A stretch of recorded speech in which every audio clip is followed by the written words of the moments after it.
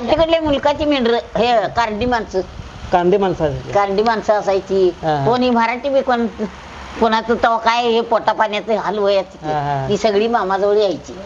रुकडी मानगाव टिपरी ही धनगराची बी असायची माणसं. बरोबर.